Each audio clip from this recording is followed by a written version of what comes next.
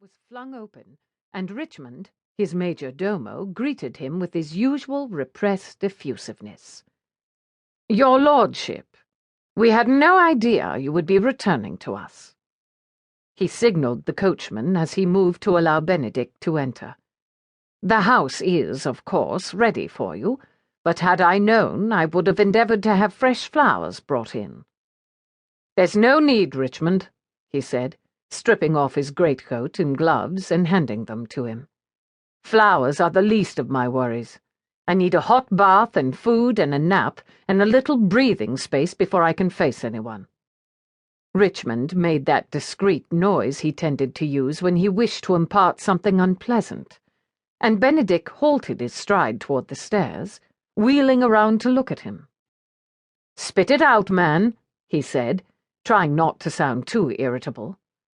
Richmond was one of the few people he tended to spare the brunt of his bad temper. He'd known the man since he was in leading strings, and while he hovered like the others, he did so unobtrusively and with only the occasional look of reproach. The only other human being on the face of this earth capable of making him feel guilty was his mother, but fortunately she and his father were travelling in Egypt. "Master Brandon is here, my lord." "Brandon? Here?" He was flooded with both astonishment and annoyance.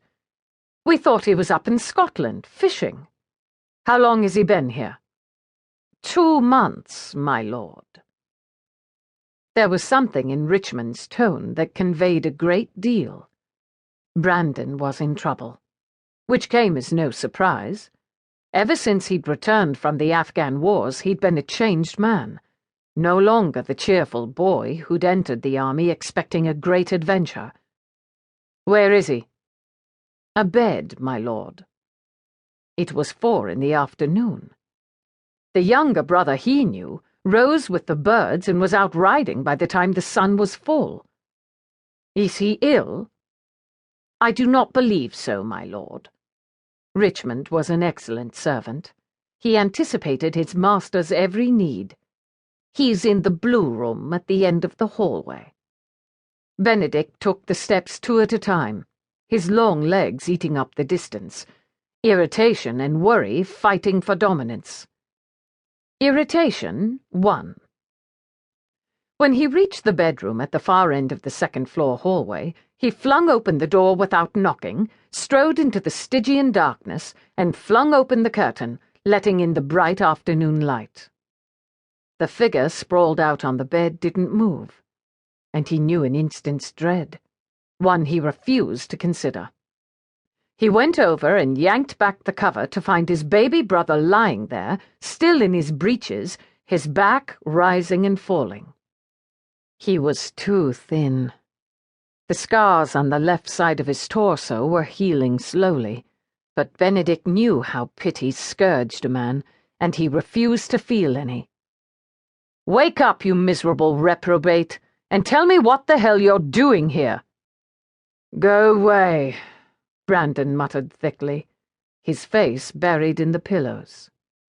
"Not likely. This is my house you've chosen to usurp. Why aren't you in Scotland?" Slowly, Brandon rolled over, and even in the shadowed light of the bedroom he could see the ruin of his once handsome face. The mortar that had killed his commanding officer and 7 of his comrades had only taken half of Lord Brandon Rohan's pretty face, turning it into a horror of torn flesh that even now managed to both break Benedick's heart and enrage him. For some strange reason, he felt he should have been able to protect his headstrong younger brother, kept this disaster at bay. Though, if their father had refused to buy him colours, Brandon would have run off and enlisted. He had been army mad, determined to become a hero.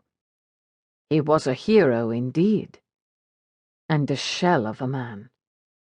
"Looked your fill, Neddy."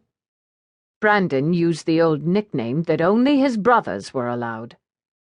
"Lovely, aren't I?" "It's healing," he said without sympathy. "What are you doing abed at this hour?" "Don't you think